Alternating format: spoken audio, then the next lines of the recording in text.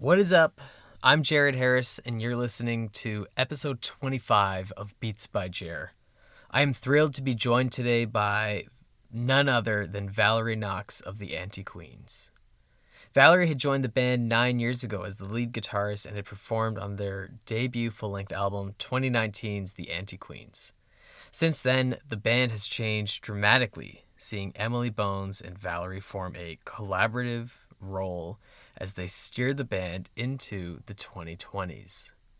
Now the Anti-Queens have returned with their follow-up record, Disenchanted, released on May 17th via Stomp Records.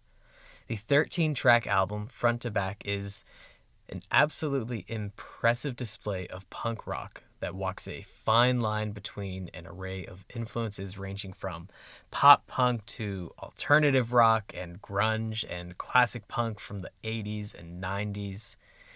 Featuring singles Doomed Again, Crusade, and Overthinking. Additional highlights from the album include Apocalypse She, Bulldozer, Dirty Girl, Savior, and Oh You Shit. Between a series of anthemic choruses and generationally resonating lyrics, Disenchanted is a powerful collection of music that exceeds the hype of a 5-year gap in releases. The Anti-Queens will celebrate Disenchanted with an album release show this Saturday, June 1st, at Toronto's Axis Club. Here is my conversation with Valerie Knox. All right, Valerie Knox of the Anti-Queens, you are live on Beats by Jared. Thank you for joining me today. Hello. Thanks so much for having me. So first of all, congrats on the upcoming album, Disenchanted. I guess I should say congrats on the new album because by the time this airs, it will be out. But congrats on the album. Disenchanted is fantastic. Your Thank first you so much. album since 2019's self-titled record. Yeah, it's been a while. Let's talk about that time then. Let's talk about that while that was there. Disenchanted follows the Anti-Queens, but let's talk about the context that takes us to this record. Mhm. So the Anti-Queens was, if I'm correct, the first release with Stomp Records. Yeah, the self-titled we got signed and then we released that was our first release on Stomp Records. And what a release it was. That was the debut full-length album, correct? That's correct. That's also the first Anti-Queens recording that I appear on. Crazy, crazy. Um, how did that record change things for the band? Self-titled? Yes, yeah. Well, I mean, it was my personal my first ever full-length album that I've ever recorded. I'm pretty sure it's Emily's too, and I feel like we really upped our not sure the words I'm looking for. We just upped our presence on that album. We put a lot of thought into that one, and then I added as many riffs as I possibly could and all the harmonies. Fantastic. It's a great record. I had that on repeat for so long. Oh my Uh, gosh, my mom had that CD in her car for literal years. It might even still be in there. I'm not gonna lie to it probably is. Without knowing your mom, you. it probably is. I think I just read a story about the singer from Sum 41. His mom has a license plate that says like Sum 41 rocks or something like that. No, it's some 41 mum. I live in Ajax, so I do see Ah, that license plate from time to time. I can confirm it's some 41 mum. I actually yeah. don't know whose mom it is because last I checked, I think a bunch of their parents are still in Ajax. Well, I mean, based off that story alone, I'm gonna say your mom still has the CD in her car. Probably. Uh, Curious about the choice. You mentioned that it was both yours and Emily's first full-length album. Mhm. Um, what makes a young band go for the full-length album still in the 2010s at this point? Um, at that point, it was we had resources to make a full length. Anti Queens had only put out EPs, and I think I wasn't there for it, but I'm assuming a lot of it had to do with budget. It's an independent band. When you're an independent band, you can't drop thousands and thousands and thousands into a full length album and have it turn out the way you want it to, right? So you Of need a budget course. to make something like an extended, a long play like that. So Emily and I both in our respective bands have only ever put out EPs. Cool. Yeah. I mean, it's definitely, I think, more expensive than most people recognize. For sure. I mean, it's extra studio time, it's extra editing, it's extra mixing, it's the EP is definitely a great way for younger bands to get their new music out there uh frequently too. Like in my other band, we were putting one out every 2 years because it was financially doable for us. Yeah, that's a So fast pace too. for sure. But the other thing too is like you want to have that full length because I mean, all our heroes growing up, the reasons why we wanted to be in a band, they all do full lengths. And so I can't speak for younger generations today whether or not they would want to go for a full length, but for us it just seems like an industry standard, a goal even to get to. No, So 100%. I think there is that almost like level of esteem that comes with the idea of a full length record and the fact that it's not sustainable for most young artists when you're able to do it. It's kind of one of those we made it moments. totally. So building off the success of the self-titled, uh, Disenchanted comes 5 years later. And of course, there was Hmm. a pandemic in the middle of all that. And of course, you guys were touring like crazy. Um, like you guys are always busy. You're always doing things. I'm curious as to the time in between the records. So I mean, the number one thing there for sure is the pandemic definitely set us back because we can't tour, can't play shows. I work in retail, so I couldn't even work my job. So all I had to do was sit at home. And I thought after like the first month of lockdown, all of us were already going crazy. So we're just like, let's just start writing. We had only put out self-titled, what, 6 months before or something like that. It was crazy. So it's definitely unusual to get to the next record so quickly, but we just didn't have anything else to do. So that's what we did. Makes sense. Makes sense. And the idea that this was 5 years in the making, there's a sense that it feels highly anticipated. Like I every, hope so. yeah, I mean, myself, like, I was such a fan of the self-titled record that there was moments where I'd be like, I really hope there's a new Anti-Queens album on the way. And I think that with the success you've had off the first single, you're seeing a little bit of that. Yeah, we've definitely piqued some curiosity, I think, and we've definitely gotten a little more attention off this single than, say, we did our first single off our last album. But we've also put more time into it since, right? Like you said, we do tour as much as we can. We play with all different kinds of bands. We like to travel and get our music out there as best we can. So I would hope that there's a higher level of anticipation this time, especially with 5 years in between. For sure. I think the time especially. That being said, uh, you guys were demoing since 2020. April 2020, Yeah, 4 years almost to the day. how much material was there that didn't make the cut for Disenchanted? uh, gosh, I think we wrote, or no, we didn't write. We put together about 40 different song ideas, and Wow. they varied in completion. Some were just like skeletons, like some arranged, some are, a chorus and a verse that we just didn't really continue on. But yeah, I want to say there were about 40 song ideas started, and then we've got 13 on the album. That must have been very challenging to narrow down. It's honestly, it was yes and no because we had did have so much time. So there were points where we'd get really hyped and excited about this one idea that maybe someone brought to the table and we'd develop it a little bit and then another idea would come along and we'd like that one better. So then we'd compare I don't know if we didn't do this intentionally, but you're comparing the stuff that you're working on. You're like, oh, I like this way better. And it also would help us it would influence us with future ideas moving forward. Every time we came up with something we really, really felt strongly about, we knew what we would want out of the next idea or what we would want out of older ideas. And some things got backburnered. We just would lose interest. Other things got fully developed and then just cut in the last couple months. Makes sense. Yeah, In it's terms, wild. yeah, I bet. I mean, just keeping track of 40 different Yeah. songs. And then, of course, I mean, there's a level of competition of like some people liking one song better, maybe because they wrote it, maybe because they just like it more, right? There's Mhm. so much to contend with. I would say that not so much. I really don't feel like there's a huge level of ego in terms of picking songs. We always picked what we thought were the strongest songs. If everyone's excited about it, that's the one we would work on. And there were songs that we would bring to our producers and they would give feedback on it. And sometimes that would determine whether or not we would push forward with developing a song or maybe backburner it. But who wrote what didn't really play a factor because there are songs that I wrote most of the music to and arranged them, and then Emily wrote all the lyrics. And it's we just worked out as a pretty good unit.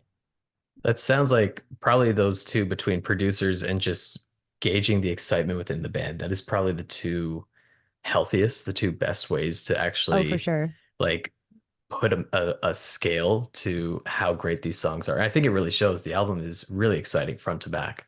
Excellent. Thank you. Let's shift our attention towards Disenchanted. Mhm. I know we've kind of talked about the writing, but in terms of writing the album, beyond demoing these, like how does a writing an anti-Queen song typically start? Well, I mean, here's the thing. There isn't really a typical way to start an anti-Queen song because the two full-length albums that we have were written totally different. So the first album, I was there for some of the songs. I helped develop some of them. I think Game Over was one of the first songs that I was a part of in terms of writing with the Anti-Queens. But then there were some that were had already been around for a while before I had joined the band that they finally got around to recording. But this album, it's like I have my hands in every single song. And yeah, I don't know. It's usually though, if we want to come up with a good answer, um, usually usually Emily will have a skeleton melody and maybe some chord progressions and she would send that to me. And if I really liked it and got it inspired by what she had sent, I would add my flair to it, or I would come up with arrangement ideas, or I would just add leads to it. Sometimes I would brainstorm lyrics with her. There would be times where there was so Doomed Again is fun because I wrote most of the music to that one, and I just gave it a placeholder title called it Doomed Again, and I sent that to her, and then she ended up writing all the lyrics around the title to make it fit with a message that we both resonated with. It's a cool title. I like that one. Um, what can we share about the recording process behind the record? Recording process was so long. There were a couple lockdowns in between recordings, like studio time. There was a studio move. So our main producer Steve Risen started at one studio, and then by the end of it, we were at a different studio because he had moved locations. And then, sorry, excuse me. And there were lockdowns in between. There was a couple tours in between. There was some lineup changes in between. So it was very daunting and very, very long-winded. I mean, given all that happened, all those disruptions, whether it's lineups, change of studio, the whole lockdown and the uncertainty of what's going to happen next, when will we be Mhm. able to resume? It's a very cohesive record. Well, thank you. I It is our brains. It's our brains on vinyl, honestly. That is this album is a very deep and personal look inside our emotional and mental stability, to be honest. Emily and I both. it's a great record that way. And it feels like it should resonate very much with the millennial demographic, with that generation, Mm. especially coming out of the 2020s. Oh yeah. Well, I mean, our generation has already been through so much. Like we can take it when you tell them exactly what it is, it's how it is. um, Back to the recording process. I'm very surprised to hear all that. I assumed the writing was done throughout the pandemic and that the recording would have taken place in the last year and a half. Yeah, Again, so it's so cohesive. Well, so we started recording drums originally, I want to say November 2021, and we did the drums with our drummer at the time, Sam Landa. She did the original recordings, and then we went on a tour, a short tour with Danko Jones, and then we went into lockdown. We didn't even get to play the last date. We were already in a lockdown through December, January, February. So we get back to the studio February, but what's happened is Emily and I just kind of kept working on the songs. Sam quit the band. She had an amazing opportunity for a band that she had tried out for in the past, and she's currently still with them. They're called Conquer Divide. She's And crushing it. oh, She's I such a know. fantastic drummer. Oh, it's awesome. And so she ended up leaving the band January, and we had also kept kind of working on the songs a little bit. We keep getting ideas. This thing's our baby at this point, right? Hmm. And so we got back to the studio around February to start tracking some bass, and we had changed some things. And then there were certain things that we didn't catch when we were recording with Sam that weren't done the way that it probably should have been. And we ultimately decided to just retrack all of it. But Sam wasn't in the band anymore. So we enlisted Alejandro Saratiello from Make War and the Creep Shows. That is who is drumming on our album. Oh, cool. Yeah, it Cool. was great. So thankfully he came in and got it done, I think, just in a couple days. There weren't a ton of changes, but for the purpose of consistency in the sound, we had him redo all of it. Given how you talk about it being you and Emily's baby and you guys are working on these songs, was Mhm. it, given all the disruptions, given everything, was it a challenge to keep this on track, to keep the band together, to keep it all going forward? Um, it's interesting. Yes and no, because for me and Emily, we're both very much the same, whereas like this is what we want to do. So all the disruptions, we just deal with it. And it has literally been that way since both of us have been playing music. And honestly, that is what Doomed Again is about, is all those disruptions that try to set you back, or, maybe they do succeed in setting you back. You just push through and you just deal with it and you move forward. You find ways to cope, adjust, and you just make it happen. Could we expand on that, seeing as we're talking about Doomed again? I believe it was the press kit that talked about how it's almost a tribute to the bands that just stick it out.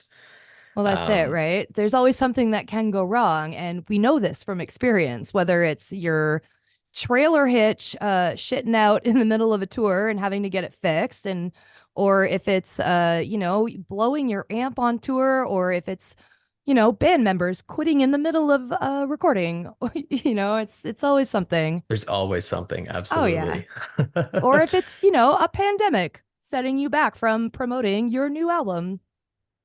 Totally fair. Yeah, yeah. These are all things that we would put under the doomed again category. It's an appropriate title. Also on the note of the press kit, it lists a wide range of bands that have influenced the Anti-Queens, from the Distillers to Green Day.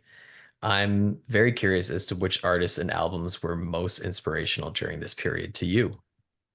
So this is the thing. I never really know how to answer this question. I could tell you all my favorite bands that have made me want to play music, but in terms of writing, I really couldn't narrow down a single album or even a single band in terms of like my creative process or Emily's creative process. I certainly can't speak for her on that.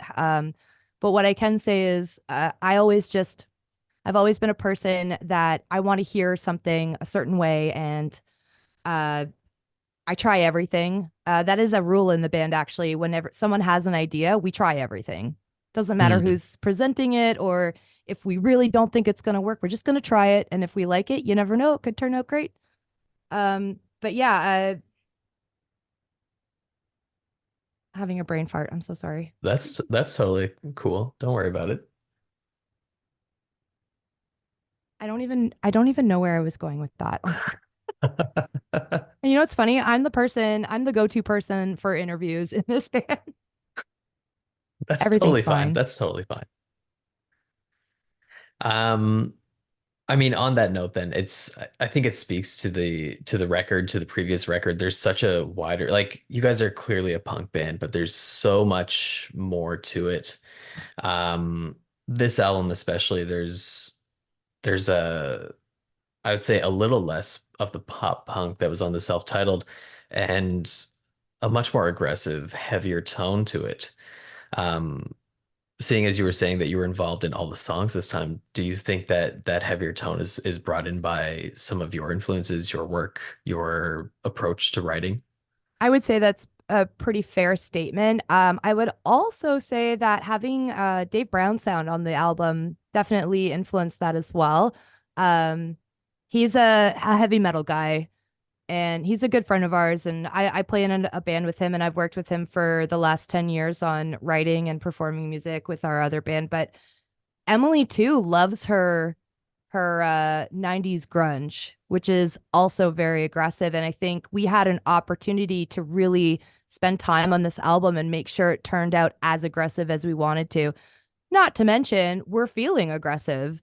We're feeling angry and we're feeling sad and we're feeling a lot of different emotions throughout the writing process of this album. So it kind of makes sense that it is translating into more aggressive than previous recordings that we've put out.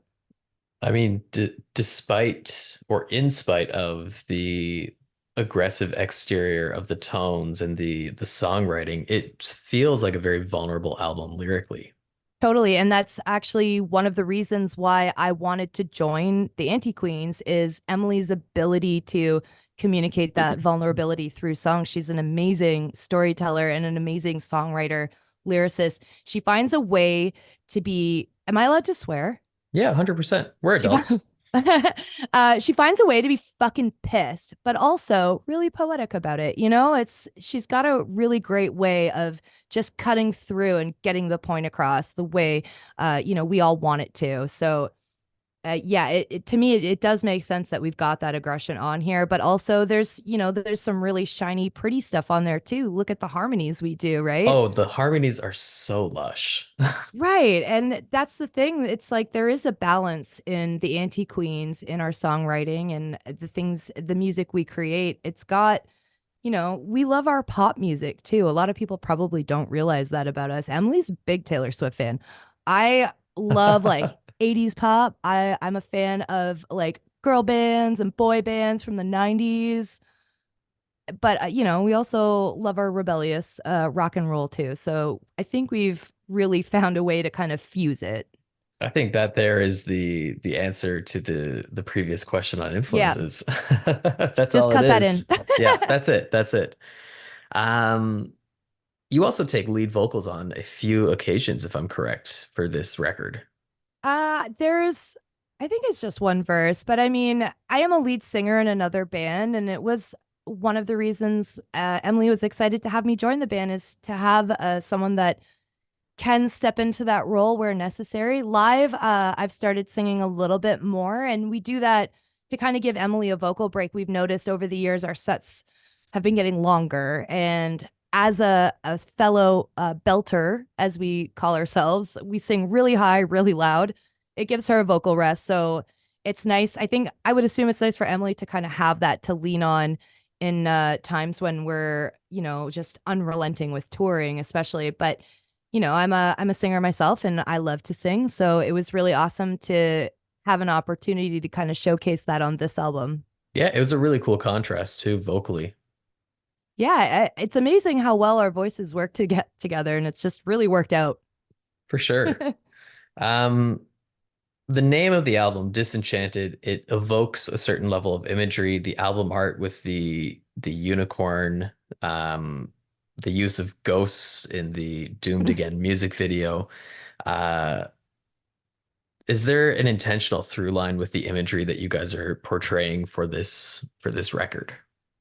With the album artwork, absolutely. The whole feeling behind the album is uh it's dark but it's bright. So there's some really, like you said, vulnerable songs on the album, but then there's also a lot of layers to it and a lot of meaning, a lot of different messages in the songs, and they range from angry to sad, and they to happy to, LOL.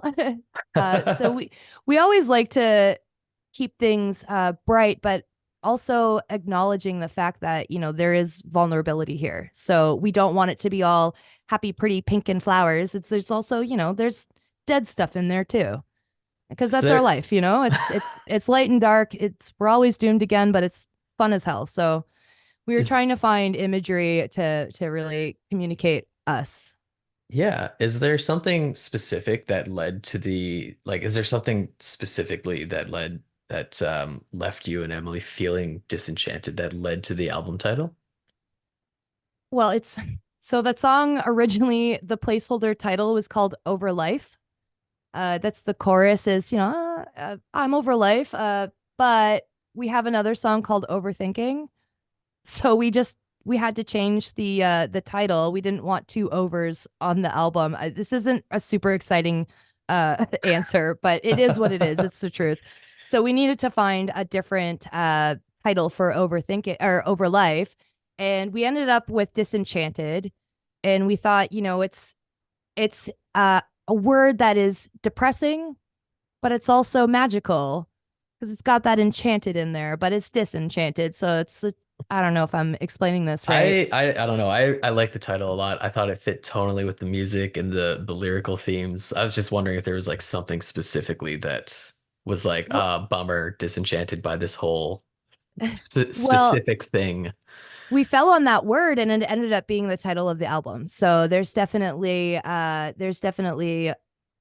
point there is that we did find the exact right word to describe not only that song but our whole album too. And that's, the fact that we had to write it while we were stuck at home and couldn't even see each other. We couldn't even practice, we couldn't go and tour, but we're still making this amazing album. So yeah. Yeah, yeah. And I know you said Emily writes most of the lyrics. Do you contribute to that as well, or is it all her?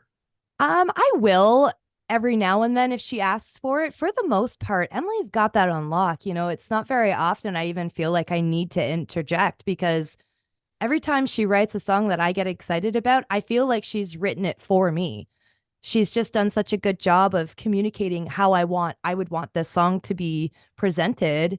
And there's very little complaints for me on my end. There's very few times where I'm like, I don't know about this line. I just let her do her thing because she's got such a great instinct for songwriting, and I rarely ever question it. Yeah, I mean, like I said, the album feels so generational in the way the lyrics capture these feelings. It's so well done. Oh, thank you. The Doomed Again music video, I loved it. The ghosts, the going through like the mundane. Was there a Yeah. specific message that was trying to get across, or was it just like ghosts have crappy day jobs too? I think we were just trying to make a fun video. Emily actually directed it. She's got the director credit on it. Michael did help as well. But it was all Emily's idea. She did the treatment. She came up with the concept of the ghosts, just living a normal life. And we made it happen, and it turned out really funny. As far as I understand, there's not a ton of not a ton of meaning why we used the ghosts. It was just funny and It something different that we haven't done before. We didn't want to do just another performance video, and we were on our own. That video is completely DIY. We did everything ourselves for that. it looked like a ton of fun to put It together. was. It was really funny because we had shots where we were driving around in my van, and like I'm wearing the ghost costume, and I'm just thinking, oh man, I hope no one drives by us. They're going to be very confused. We picked empty roads on a weekend. So we picked an industrial area in Ajax and just kind of did some shots, the driving shots down there. Yeah, I love the expressionless, the almost like dead inside expression of the ghosts just Yeah. going through the job, going through, morning cup of coffee. Yeah. Your boss sucks. You get in the van, the tunes are all right. You know what I mean? Yeah. It's an awesome video. Yeah, we definitely wanted to let everyone know it's like this is life, but everything's better at band practice. And that, you know what? That's true too. I've said so many times over the years, band practice is my favorite day. I'll go and work, a full 8 hour shift and then hop in my van, drive to band practice, and it's the best day of the week. I always love band practice. And, it's, we really like that's our life, really. It's just we're not ghosts. Yeah, of course. It's so much band practice is so much fun. Yeah. Um, so you guys have spent much of the last 5 years touring North America, some of Europe even, which in itself is incredibly impressive. You were just supporting Bowling for Soup on some of their Canadian dates. Um, how was that last tour? The Bowling for Soup one, it was Yes. outstanding. They sold out 4 of the 5 shows they booked, which is great. So we're playing to over 1,000 people almost every night, and it's not something that we get to experience very often. Every now and then we get to play some high profile shows. It's a lot of fun, but the crew was outstanding. It was amazing. The All the Bowling for Soup guys were so welcoming and so inviting, and there were no rules in terms of like, we were allowed to go on side stage and watch them, no problem. If we wanted to knock on their door and hang out, they had no issue with it. They were the furthest thing from rock stars that I've ever seen from a high profile band. They were really, really, really great. And then the other support band, Rival Town, also wicked dudes. They were also funny. Everybody on the tour laughed a lot and we all helped each other out. And, it was a lot of fun. It was a really, really fun tour.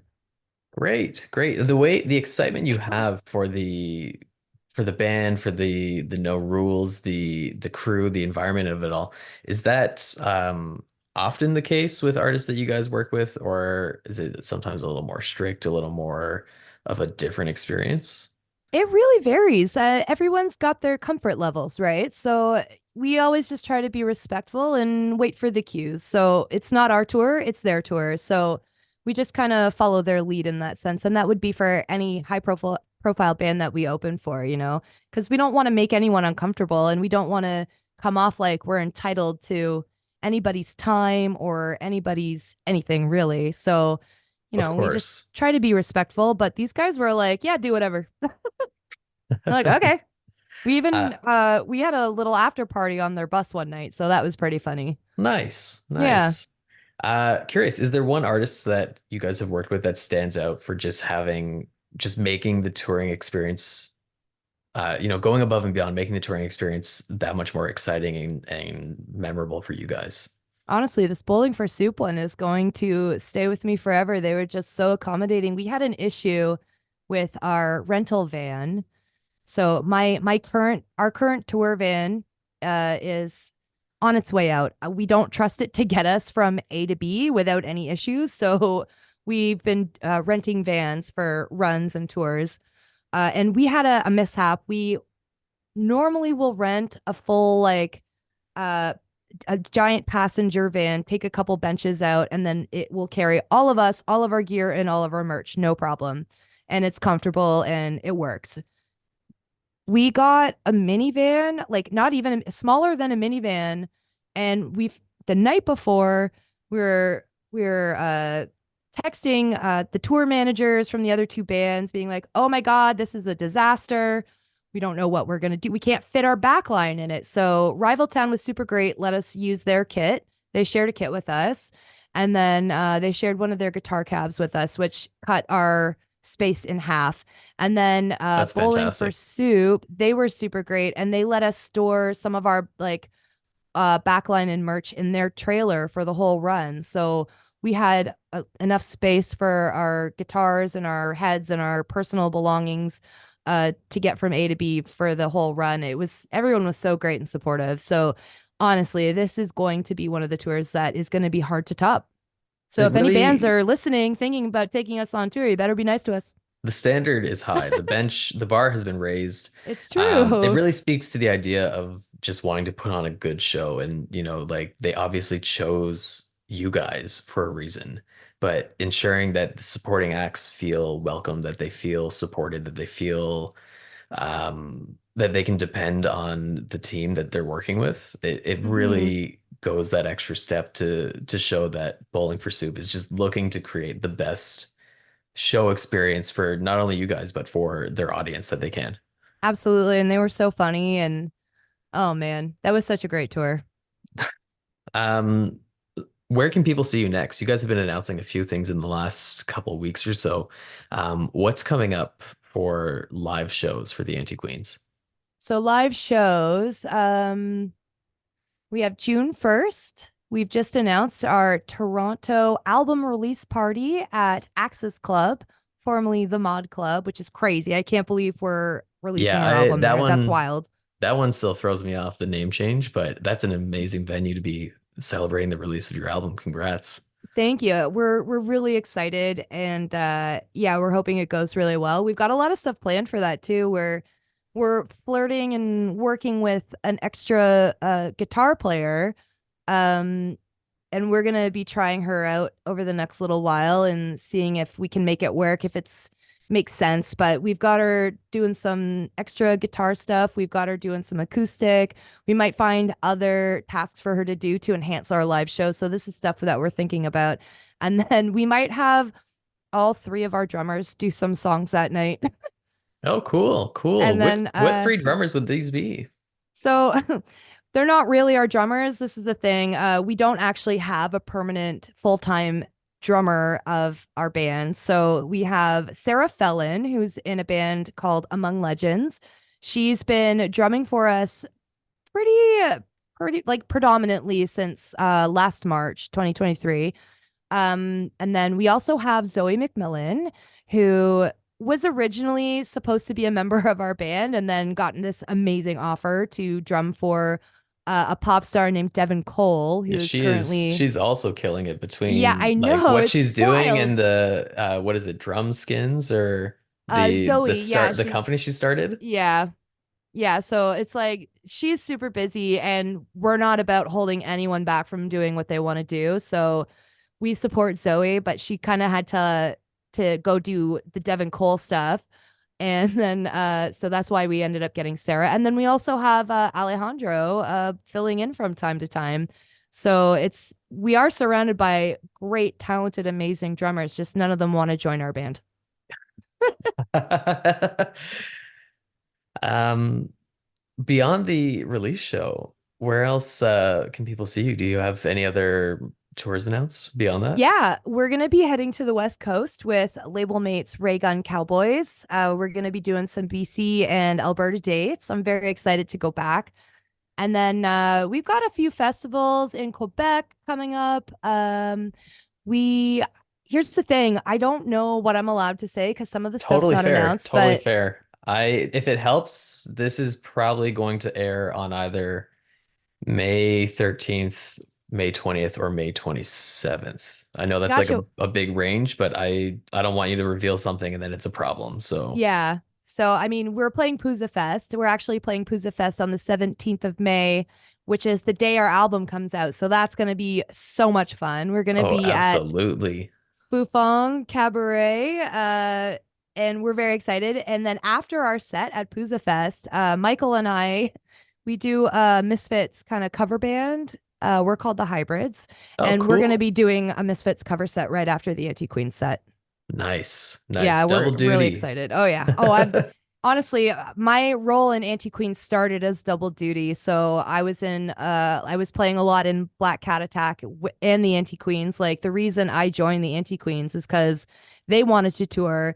We wanted a band to tour with and they wanted to go to the States. We had already gone a bunch of times, but they were the only band that we knew of that wanted to go through that legal process and get the visas and spend a month away from home, and they were down to do it, play dive bars to nobody. Sometimes they were down for all of it.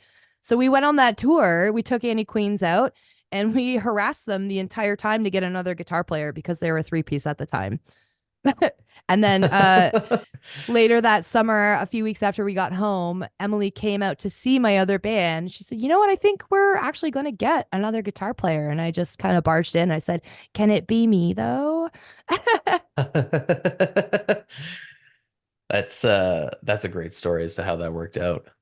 Yeah, it's yeah, I can't. It's just amazing how, this crazy life of just, playing and touring and living out of a van and, going to all these different places, all these different people you meet, how it can just enhance your life in different ways. It's really amazing. Absolutely. If you want to meet some of the most interesting people you'll ever meet, join a band. Absolutely. Um, on a similar note to you joining the band, before when we first started chatting today, you mentioned that you're coming up to 9 years in the Anti-Queens, and That's the right. band has been around a little longer than that. Um, and I know between the two records that you worked on, they were under completely different circumstances, one pre-pandemic, one during a pandemic. But I Mhm. am curious, looking back at the band, looking back at your time in the band, um, how has writing changed between now and then? How has the functioning of the band changed between now and then? Well, I think between now and that, like when I first joined to now, I mean, when I first joined, I was just, I was only there to play some extra guitar for them, right? And maybe do some backing vocals. I was singing lead vocals in my other band, so I was really excited to join a band where I could just rock out on guitar. I don't have to be chained to a microphone all night. And then, I am a singer, so we started utilizing the harmonies, and then, I did end up pretty much getting chained to a microphone anyway. But I would say that, the longer you keep doing something, especially with the same person, and I'm talking about like me and Emily here, we learn how to work together. We learn more about each other, how the other one likes to write, how the other one likes to play, what we're comfortable with, and then also, of course, what works live. What kinds of songs, what types of riffs, what kind of energy is going to get a crowd going. So all of these things factor in to writing Disenchanted. And they're two, in my opinion, they're two totally different albums. And 100%. and you can I in my for me, and it's probably because I'm an overthinker. I see nothing but crazy growth between these two albums in terms of playing, in terms of songwriting, in terms of how we've arranged the song. So we're really proud of it. And I think a lot of it though is just experience, just all the experiences we've gained since the last album. Is there a favorite song for God, all you of on the them. album? um, I have been a huge fan of Love's Heavy Burden pretty much since the first time I heard it. I am convinced that that will be a very, very popular song amongst our fan base. That's a great I one. I adore that song, and it just hits me every single time. It's just I don't know what it is. It's just such a well-written song, and it just hits you right in the feels. And every time we play it, I'm excited to do it. And the crowds have been really enjoying it from what we've seen. But I think that's probably my number one. And then if I had to pick a number two, I don't know that I could, but it probably Disenchanted because that one is such a personal like deep cut for me and That's another Emily. great one. That's another great Yeah. one. I would say like there's not a moment of weakness on this record. Honestly, yeah, every single song, like a Crusade too. That's another one where That's a fantastic one. we're insanely proud of it. And, it's the first time we've really taken a step out of our comfort zone and challenged a topic, like a more political and social justice topic.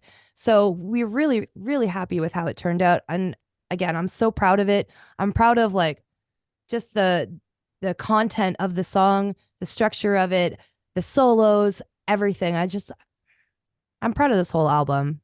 That's Thank so great to hear. That's so great to hear. Congrats on it all. you so Um, much. was it a conscious decision to take the music into a more political direction on that track?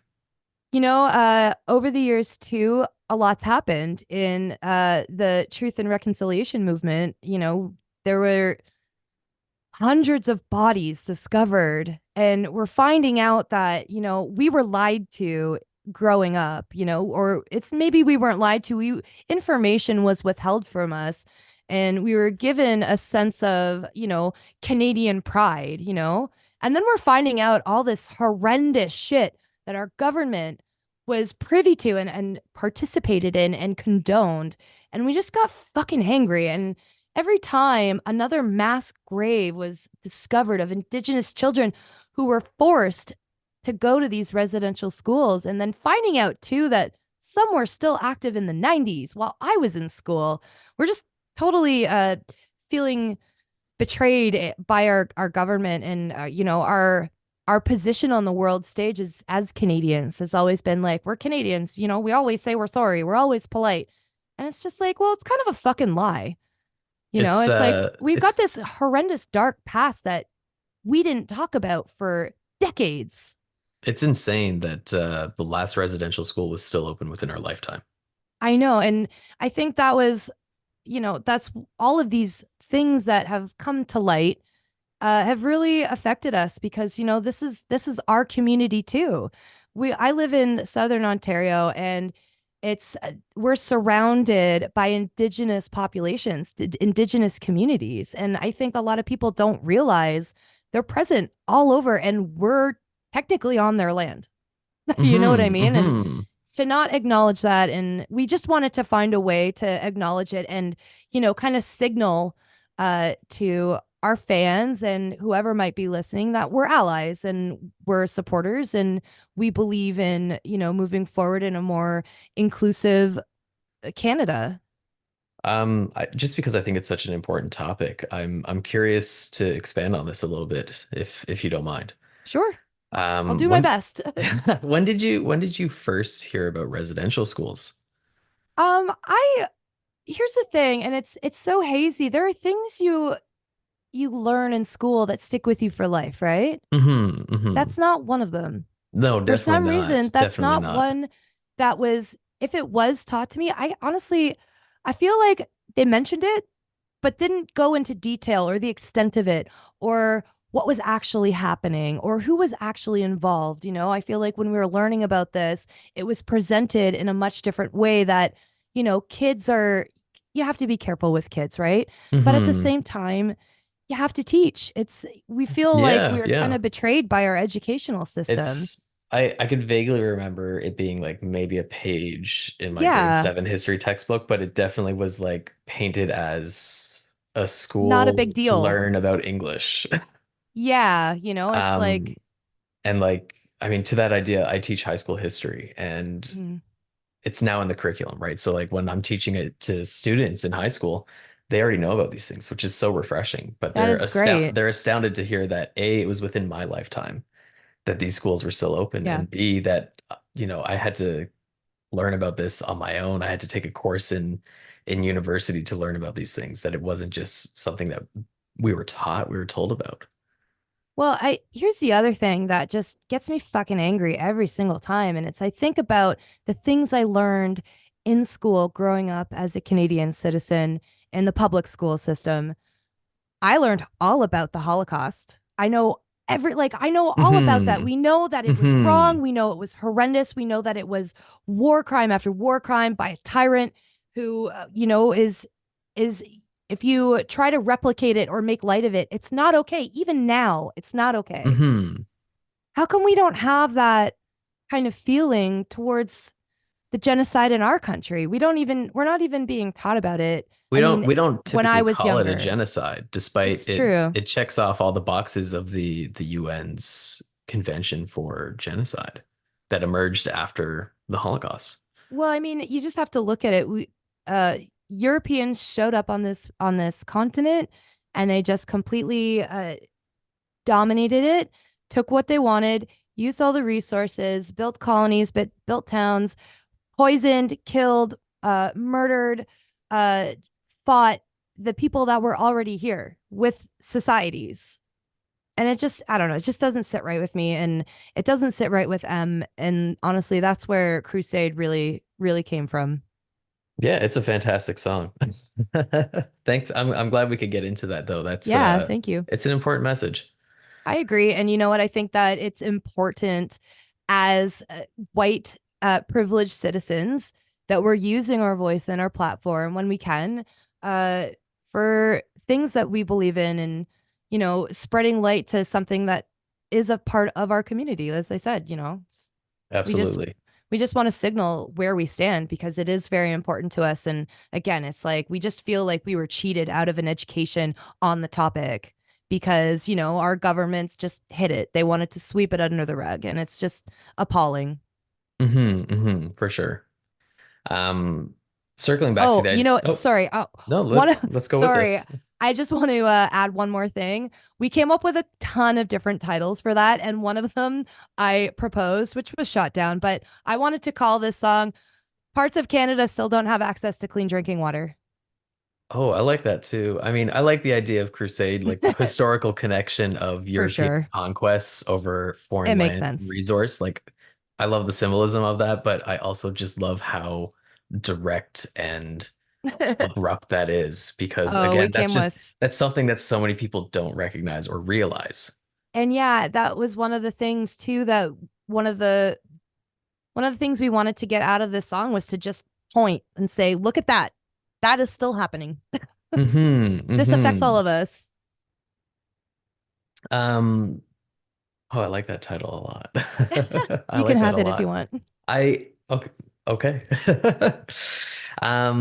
Circling back to the idea of looking back at what the band has done and your 9 years as an anti-queen. Um, are there any key moments in this time in this sort of legacy that especially stand out to you? Yeah, right before the Anti Queens signed to Stomp Records, earlier that year, I was thinking like, if I don't get signed to a record label, if I don't, take the next step, I feel like I've been sitting stagnant in my own personal career, and I'm always looking to take the next step, however it is, whether it's touring further or touring longer or touring to new places or putting new music out, whatever it is. I was I need to get to the next step by the time I'm 32, because if not, I'm going back to school. And then we got signed while I was 32. So that was a That worked pretty big out. moment. Yeah, that Yeah. that worked out. Uh, Curious, Signing to a record label was a pretty big deal. what would you have gone back to school for? I ask myself that all the time. Probably something stupid, like not stupid, but like something not lucrative, like art history, like just something totally left field, totally different from what I'm doing now. Okay, yeah. I mean, art history is cool. It's absolutely cool. I didn't mean to call it stupid. I don't think it's stupid. I just think that, it might not have been a great choice from someone, not making a ton of money in the career they have, going to another one that probably won't make a ton of money, Yeah, that's totally fair. Yeah. Yeah. Um, I would have loved to have gone into teaching as well. I'm all about social interaction and spreading knowledge and using it for good, especially given my history with the public education system. yeah, it's fun. I like it. I'm curious, given your influences, what are your thoughts on in the last couple of years, there's been a growing interest, almost a revival that we've seen in pop punk. What are your thoughts on that? Um, about time. I've been waiting for it, to be honest. I've keep getting promised, you know, pop punk's gonna come back around. Just wait. We're in disco right now, but pop punk's coming back. And finally it did. Um, yeah, I think it's great. I'm really it's nostalgic for me because I don't really indulge in the pop punk as much as I used to. I'm much more aggressive in my music taste now and more eclectic as well, actually. But I am stoked to see bands like Bowling for Soup. I'm so glad that they're coming back and touring, and Sum 41's putting out another pop punk album. But yeah, and like Blink 182. Sorry, it's just I'm glad that pop punk's back. Bowling for Soup, Sum 41's putting out more pop punk. Blink 182 is back with a vengeance. It's just great to see. Yeah, it almost came out of left field, but it's super cool. Yeah, I'm very excited about it, and I think it will work well for the Anti Queens. I hope. Yeah, yeah. Um, in a parallel direction, punk is built for the underground. Um, and I mean, I know we just talked about pop punk and these stadium bands that are returning and doing it. Um, but I'm curious, what lesser known, independent, or smaller signed punk bands have excited you the most in recent memory? Cross Dog. I know that name, but I don't know why. I don't know where I know Cross. them from. Let me tell you about Cross Dog. They're from Tell me about Peterborough, Cross Dog. Ontario. Peterborough, Ontario. They're they're a three-piece hardcore punk band. Tracy fronts it on vocals. Mark plays bass through a million different amps, guitar amps and bass amps. He's got uh two massive pedal boards with about every effect you could possibly imagine, and they've got Mikey on drums. So it's just technically bass and drums, but it's it's so heavy. It's crazy. And they're hitting social justice topics.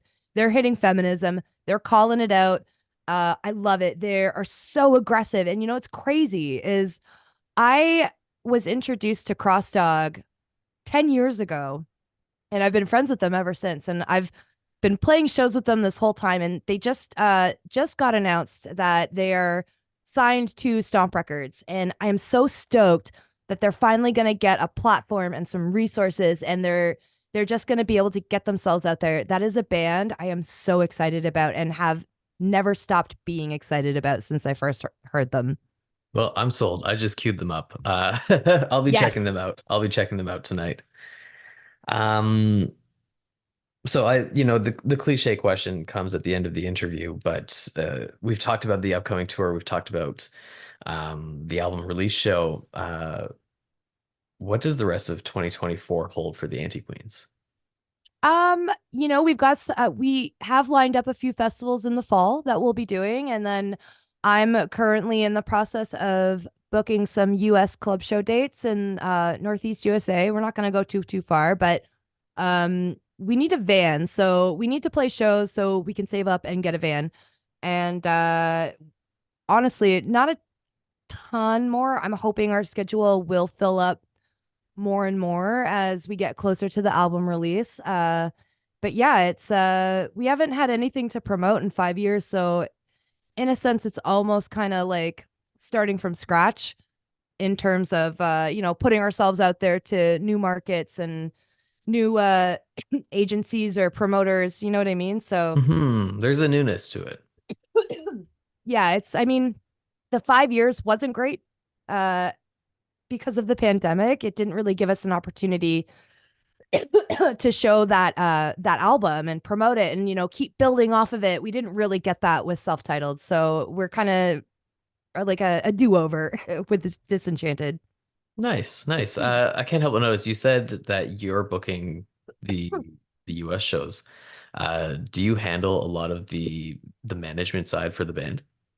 We all share various managerial duties.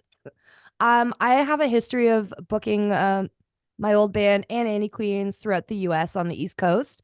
So so we're just going down to like get our toes wet, feel it out. We haven't been down there since 2019. So it's gonna be our first time playing down there in a while. So we're just gonna stick to some smaller club shows, hook up with some old friends, some old venues that we've frequented, and just take the temperature of the US down there and see what's happening.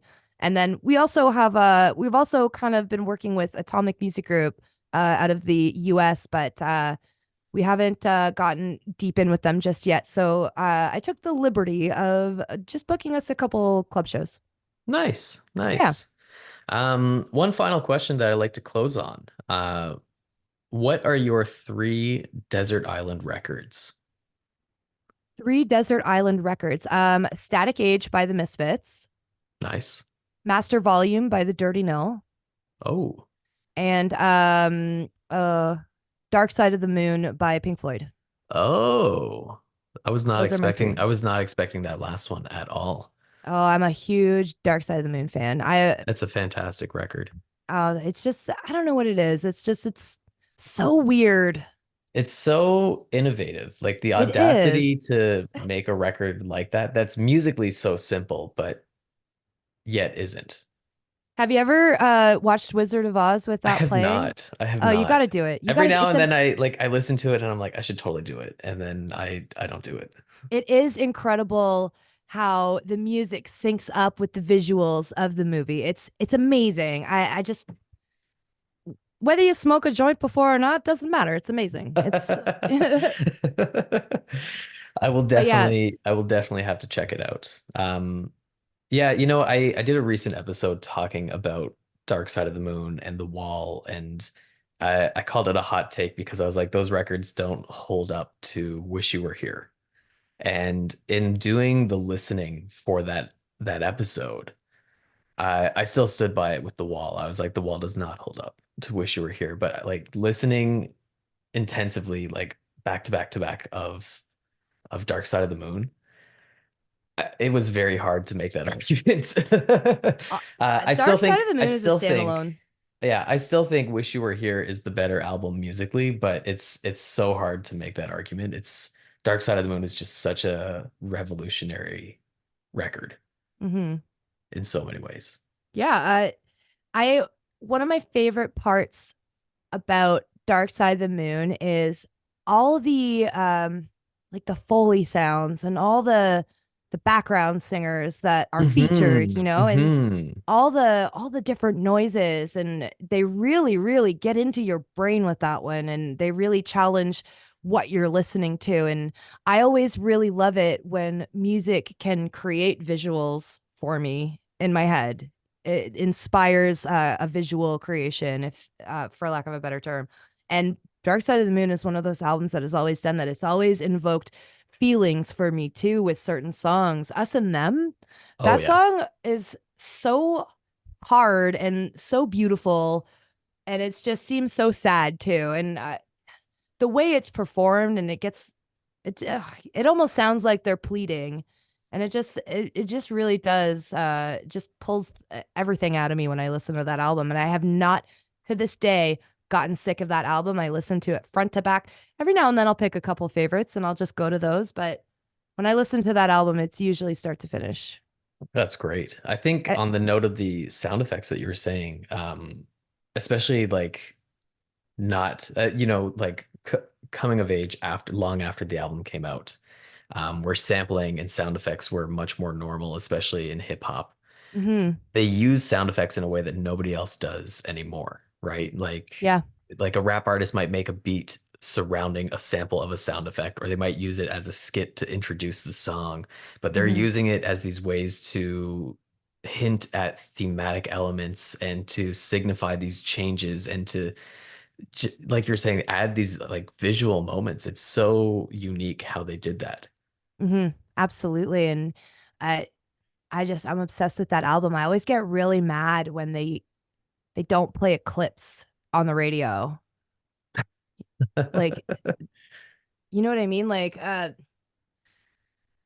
man, I'm talking about how much I love this album, and I can't remember the second last track. uh, This brain damage. Brain Damage, yes. Yeah. So they'll play Brain Damage, but on the radio, like on Q107 or something in Toronto, and they won't play Eclipse after.